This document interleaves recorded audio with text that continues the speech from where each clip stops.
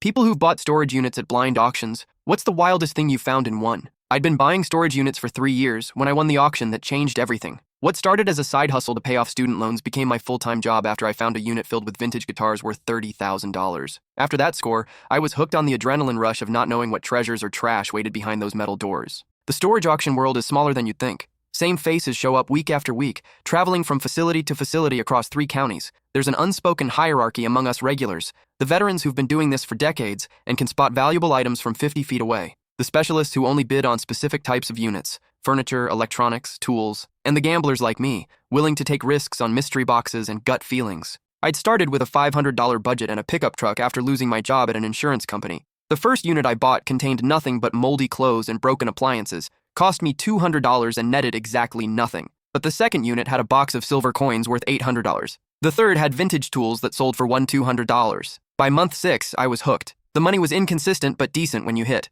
More importantly, I loved the treasure hunt aspect. Every lock cut was like opening a present. You never knew if you'd find junk or something that would pay your mortgage for 3 months. I'd developed a system over those 3 years. Always inspect the lock. Newer locks usually meant more recent storage, which often contained electronics or current value items. Check for evidence of pests or water damage. Look for furniture brands, tool quality, how items were stored. Someone who carefully wrapped and labeled everything usually had valuable possessions. Someone who just threw stuff in was probably clearing out a garage. The auction was at Westside Storage on a sweltering Tuesday morning. Only about 15 people showed up, mostly regulars I recognized. There was Cynthia, the antique dealer who always bid on units with furniture. Dennis, who bought everything and sold it at flea markets. And Rhonda, the woman who somehow knew which units contained electronics just by looking at the lock. I'd arrived early to check out the units going up for auction. Westside had 8 units in default, ranging from small 5x5 lockers to a couple of large 10x20 spaces. Most looked like typical storage situations, people who'd moved and couldn't afford to keep paying rent, or folks who'd died and their families hadn't claimed the belongings. Unit 247 caught my attention immediately. The auctioneer, a gruff man named Pete,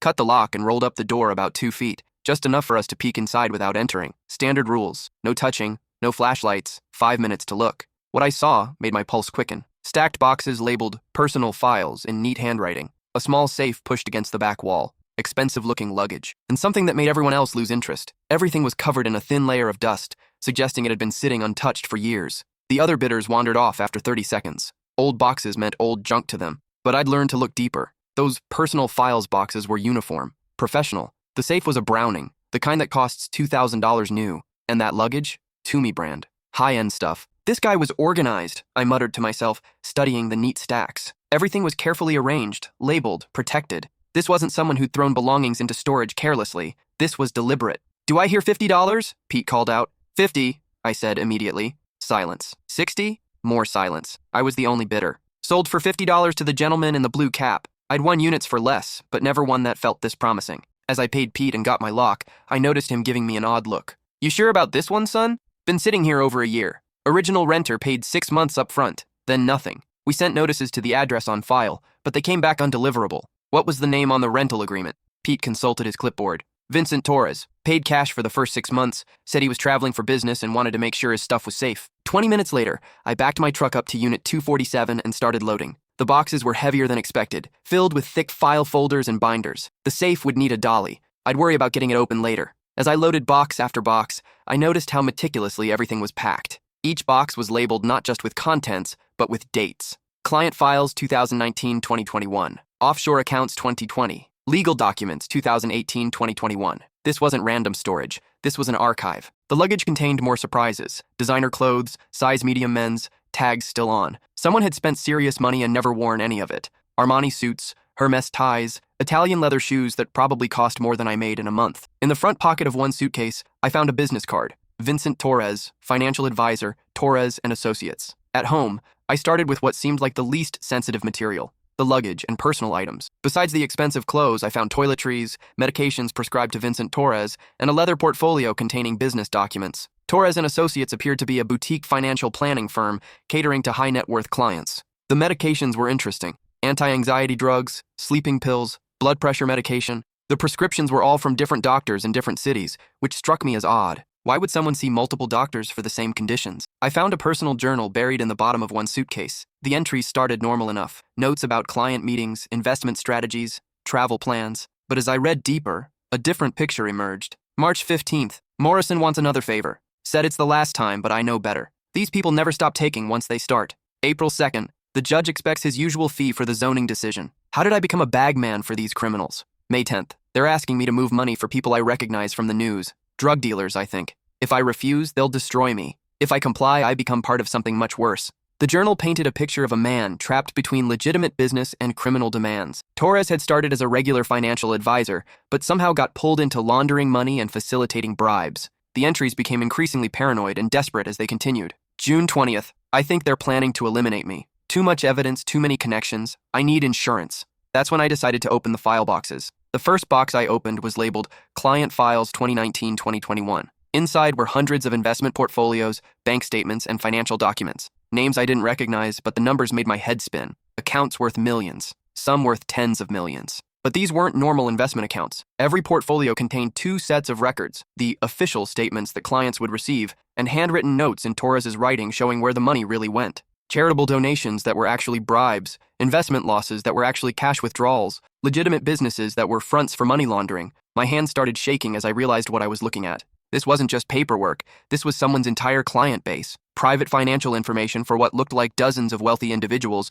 all involved in some form of financial crime. I opened another box. Offshore accounts. Then another. Tax avoidance strategies, each file more damning than the last. Shell companies in the Cayman Islands, Swiss bank account numbers, money laundering schemes disguised as legitimate investments. One file contained photographs, briefcases full of cash, envelopes being passed between men in expensive suits, Torres meeting with people I recognize from local news, the mayor, city councilmen, judges, prominent businessmen, all time-stamped and dated. Torres had been documenting everything, every bribe, every illegal transaction, every criminal conspiracy. But why? Was he planning to expose them, or was this insurance against them exposing him? That's when I found the USB drive taped inside the lid of a file box, with a sticky note attached. Insurance policy, VT. I plugged it into my laptop and immediately wished I hadn't. The drive contained audio recordings, dozens of them. Phone calls between Vincent Torres and his clients, discussing how to hide money from the IRS, how to avoid paying taxes on massive profits, how to move funds through untraceable accounts. The first recording I played was Torres talking to someone named Morrison.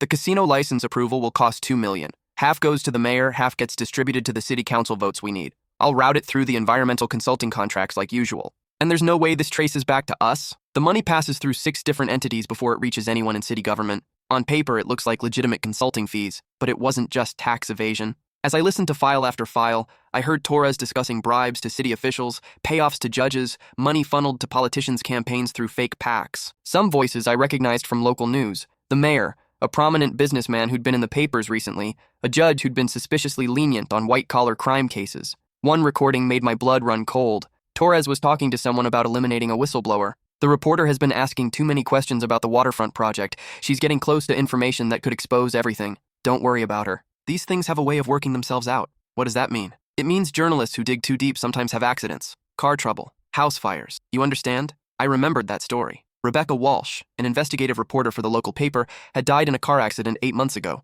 Single vehicle crash, she'd apparently fallen asleep at the wheel. But according to this recording, it wasn't an accident. I was holding evidence of conspiracy, corruption, tax evasion, bribery, and murder. My phone rang, making me jump. Unknown number. Hello? I answered cautiously. You need to return what you took. The voice was calm, but menacing. No questions asked. Just bring everything back to the storage facility tonight. I don't know what you're talking about. I lied. Unit 247, Vincent Torres's unit. We know you bought it. We know what's in it. And we know where you live. The line went dead. I looked out my window and saw a black sedan parked across the street that hadn't been there an hour ago. My hands were trembling as I called my brother Drew. He's a cop, detective with the state police. If anyone would know what to do with this information, it would be him. Drew, I need to see you. Now, and don't come to my house. What's wrong? You sound terrified. I am. Meet me at Mom's house. And Drew, come alone. An hour later, I was sitting at Mom's kitchen table with boxes of evidence spread across every surface. Drew listened in stunned silence as I played recording after recording. His face grew paler with each voice he recognized. Jesus Christ, he whispered when I played a recording of the mayor discussing a $500,000 payoff to approve a waterfront development project. This is massive. What do I do? These people know where I live. Drew was studying the documents,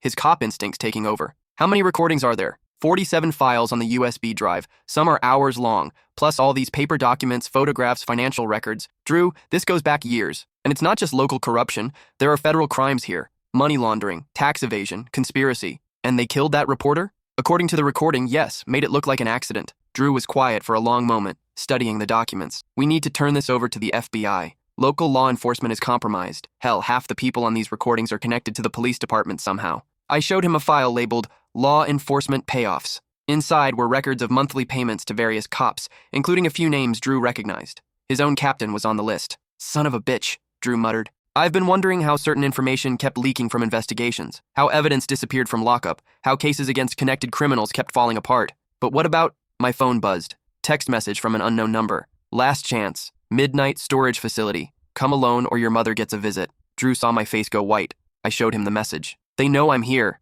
I said, panic rising in my voice. Drew immediately called for backup units to watch Mom's house and my apartment. But instead of calling local police, he contacted the FBI field office. Within an hour, federal agents were at the kitchen table, listening to recordings that would bring down half the city government. Agent Patricia Walsh, a sharp-eyed woman in her 40s, took charge of the situation. She had the bearing of someone who'd seen everything and wasn't easily surprised, but even she looked stunned as she reviewed the evidence. "Mr. Coleman, what you've found here represents years of federal investigation. Vincent Torres was a person of interest in a corruption probe before he disappeared 6 months ago." Disappeared? His car was found in the river 3 states away. We assumed he was dead. Apparently, he was smart enough to keep insurance. Agent Walsh explained that Torres had been skimming money from his clients while funneling bribes through their accounts. The FBI had been building a case against him when he vanished, but they'd never had the evidence to prove the broader corruption network. "The people threatening you aren't just Torres's clients," Agent Walsh continued. "They're organized crime figures who used his services to launder money. The Morrison family, and yes, that includes City Councilman Anthony Morrison, has ties to drug trafficking, illegal gambling, and loan sharking.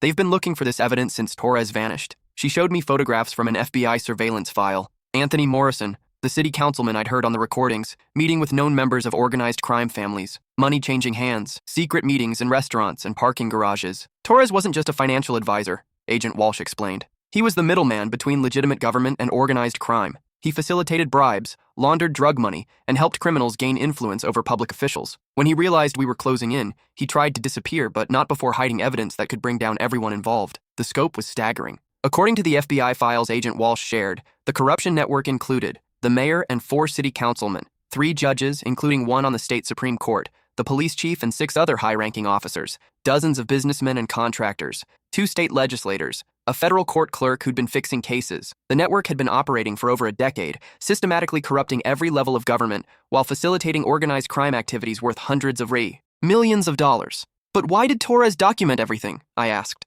"If he was part of it, why create evidence against himself?" Agent Walsh smiled grimly. "Because Vincent Torres was actually one of ours." The room went silent. "He was a federal informant?" Drew asked. "For the last 2 years of his life, yes. We flipped him when we caught him laundering money for a drug trafficking operation. He agreed to wear wires and document the corruption network in exchange for immunity. But someone found out he was cooperating. That's why he had to disappear. The car in the river hadn't been Torres. It was a carefully staged disappearance using a body from the morgue, dental records that had been switched, and DNA evidence that had been planted. Torres had actually made it to Mexico, where he'd lived under an assumed name for 3 months before genuinely dying in a car accident. So all these recordings are admissible evidence in federal court. Torres was working under FBI authorization when he made them. Everything you found is legitimate evidence in an ongoing federal investigation. But there was more. Agent Walsh revealed that the FBI had been trying to locate Torres's evidence for months. They knew he'd hidden it somewhere before disappearing, but they'd never found it. The storage unit had been paid for with cash using a fake name, and Torres had never told his handlers where he'd put the evidence. We've been watching Torres's known associates, monitoring his former clients, tracking his family members. We never thought to check storage auction records. The plan was simple. I'd go to the midnight meeting wearing a wire, with federal agents positioned throughout the storage facility. We'd catch them in the act of threatening a federal witness and potentially attempting murder. "These people are dangerous," Agent Walsh warned. "Morrison's organization has killed at least 6 people in the last 5 years, including Rebecca Walsh, the reporter. They won't hesitate to kill you if they think you're a threat. Why not just arrest them now? You have the evidence. We need to catch them in the act of threatening you. Right now, they could claim they were just trying to recover stolen property. If we can get them on tape threatening or attempting to kill a federal witness, it strengthens our case immensely." What we didn't anticipate was how far they were willing to go. At 11:45 p.m., I pulled into the storage facility parking lot. The place was eerily quiet, lit only by a few security lights casting long shadows between the rows of units. My heart was pounding so hard I was sure the wire would pick it up. The FBI had wired me with a nearly invisible microphone and a GPS tracker. Agents were positioned throughout the facility, some in an unmarked van across the street, others hidden among the storage units themselves. Agent Walsh was in direct radio contact, able to hear everything through the wire. I walked slowly toward Unit 247, as instructed. A figure stepped out from behind a row of units, a tall man in an expensive suit who looked like he belonged in a boardroom. not a storage facility at midnight. Mr. Coleman, I'm disappointed you didn't follow instructions. Up close, I recognized him from the FBI surveillance photos. Anthony Morrison, city councilman, and head of the Morrison crime family. He was flanked by two men who looked like they'd stepped out of a mob movie. Expensive suits, cold eyes, obvious bulges under their jackets. I brought everything, I lied, gesturing to an empty duffel bag. It's all here. Morrison smiled coldly. We both know that's not true. You've had 12 hours to copy everything, to share it with people. That complicates things. One of his men stepped forward. A massive guy with scarred knuckles who looked like he enjoyed his work. Boss, we should just handle this and get out of here. Patience, Bruno. Mr. Coleman and I need to have a conversation first. Morrison began walking around me in a slow circle, like a predator sizing up prey. You know, Vincent Torres was a very stupid man. He thought he was smarter than us, thought he could gather evidence and use it as insurance. How did that work out for him? I thought he died in an accident. Morrison laughed. Oh, that was an accident. We'd planned something much more elaborate. But sometimes fate saves you the trouble. The important thing is, Vincent learned too late that you can't blackmail people like us. We don't negotiate with blackmailers. We eliminate them. Two more men emerged from the shadows. One was carrying a gun. Here's what's going to happen, Morrison continued. You're going to disappear, just like Vincent Torres, and your family is going to receive a very large life insurance payout to keep them quiet about asking too many questions. I could hear Agent Walsh's voice in my earpiece. Keep him talking. We need him to admit to more crimes. What about the reporter? Rebecca Walsh? Was that an accident too? Morrison's smile widened. Ah, you found that recording. Rebecca was getting too close to some very sensitive information. She'd connected the waterfront development to some of our business interests. Couldn't have that. So you killed her. We arranged for her to have an unfortunate accident. Single vehicle crash. Very sad. The police investigation concluded she fell asleep at the wheel. End of story. He was confessing to murder on a federal wire. Agent Walsh's voice crackled in my earpiece. We have enough. Get ready. That's when the lights came on. FBI, drop your weapons. Agents poured out from behind units, vehicles, the office building. The storage facility lit up like a football stadium as federal agents in tactical gear surrounded Morrison and his men. Laser sights danced across their chests from sniper positions on nearby buildings. Morrison's men were professionals. They immediately raised their hands and dropped their weapons, recognizing that resistance was futile. But Morrison himself wasn't giving up easily. He grabbed me, pulling a gun from his jacket and pressing the barrel against my temple. Everyone back off or he dies! Let him go, Morrison, Agent Walsh called out, her weapon trained on him. It's over. We have everything. You have nothing, Morrison snarled. Those recordings are illegally obtained. They'll never hold up in court. The recordings are just the beginning, Walsh replied calmly. Torres kept meticulous records. Bank transfers, shell company documents, photographs of briefcases full of cash. We've already frozen 47 accounts and issued 32 arrest warrants. I felt Morrison's grip loosen slightly as the reality of his situation sank in. Agent Walsh continued talking, her voice steady and confident. It's over, Anthony. Your wife has already been arrested. Your business partner is in custody. The mayor resigned an hour ago rather than face charges. You can end this quietly, or you can add kidnapping and attempted murder of a federal witness to your charges. Morrison's gun hand was shaking. I could smell his sweat, feel his desperation. Around us, federal agents had taken positions behind vehicles and storage units, but none had clear shots while he held me. Torres was supposed to be dead, he whispered. This was supposed to be over. Vincent Torres is dead, Walsh said. Car accident in Mexico 3 months ago. But he was smart enough to leave breadcrumbs. Everything you're fighting to hide? It's already public record as of tomorrow morning. The U.S. attorney is announcing indictments at a press conference in 6 hours. The fight went out of Morrison all at once. The gun dropped from my temple. He fell to his knees as agents swarmed him, cuffing his hands behind his back while reading him his rights. As they led him away, Morrison looked back at me with pure hatred. You have no idea what you've done. Do you think we're the only ones involved in this? You've just painted a target on your back that will never go away. Agent Walsh placed a protective hand on my shoulder. Don't listen to him. We've rounded up the entire organization. You're safe. But Morrison's words would prove prophetic. The next 6 months were a whirlwind of grand jury testimony, depositions, and news interviews. The Torres tapes, as the media dubbed them, brought down 43 public officials, including the mayor, 3 city councilmen, 2 judges, and the police chief. But the corruption network had been larger than anyone realized. As federal investigators dug deeper into the evidence I'd found,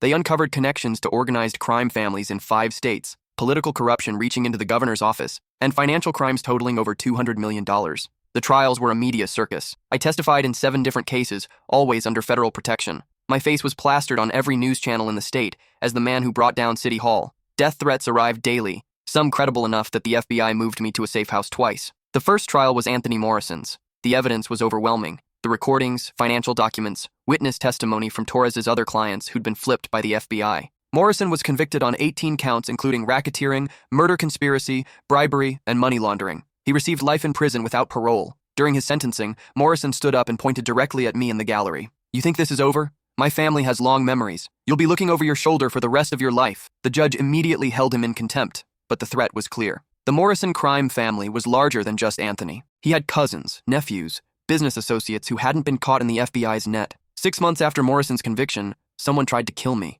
I was leaving a grocery store when shots rang out across the parking lot. 3 bullets shattered my windshield before I could duck behind my car. Federal agents who'd been following me at a distance immediately returned fire, killing the shooter before he could reload. The dead man was Vincent Morrison, Anthony's younger brother, who'd apparently decided to avenge the family honor. He'd been stalking me for weeks, waiting for the right opportunity. After that, Agent Walsh recommended I enter the Witness Protection Program. New identity, new location, new life. The FBI would relocate me somewhere far from the Morrison family's influence and provide enough money to start over. I seriously considered it. Living in constant fear was exhausting. Never knowing if the person behind me in line at Starbucks was planning to put a bullet in my head, checking under my car for bombs before driving anywhere, having federal agents shadow my every move. But ultimately, I decided to stay and fight. These people destroyed Vincent Torres's life, I told Agent Walsh. They killed Rebecca Walsh for doing her job. They corrupted an entire city government and stole millions from taxpayers. If I disappear into witness protection, they win. Instead, I hired private security and became very public about my role in exposing the corruption.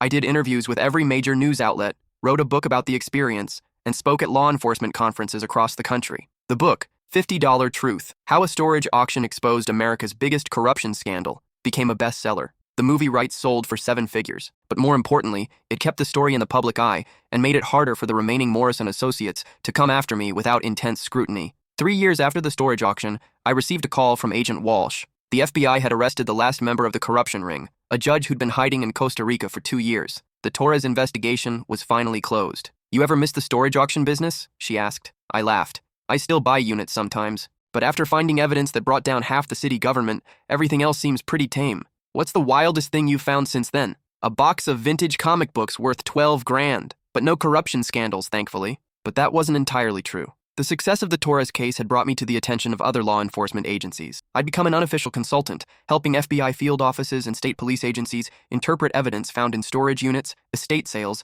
and abandoned properties. 2 months earlier, I'd been called to examine a storage unit in Houston, where local police had found what appeared to be financial records. What I discovered was evidence of a human trafficking operation that had been moving undocumented immigrants through Texas for over a decade. 6 months before that, a storage unit in Phoenix contained evidence of a Medicare fraud scheme that had stolen $50 million from federal health programs. I'd found my calling, it seemed. The skills I developed as a storage auction hunter, pattern recognition, document analysis, understanding how people hide valuable things, translated perfectly to investigating financial crimes. The FBI had unofficially recruited me as a civilian contractor. I maintained my private business, but several times a year I'd get called to help analyze evidence in major cases. The pay was excellent, and the work felt meaningful in a way that finding vintage guitars never had. After we hung up, I thought about that Tuesday morning at Westside Storage. How a dusty unit that nobody else wanted changed my life completely. How Vincent Torres, even in death, managed to expose the truth about the people who betrayed him. Vincent Torres had been a complicated man, financial advisor turned money launderer turned FBI informant.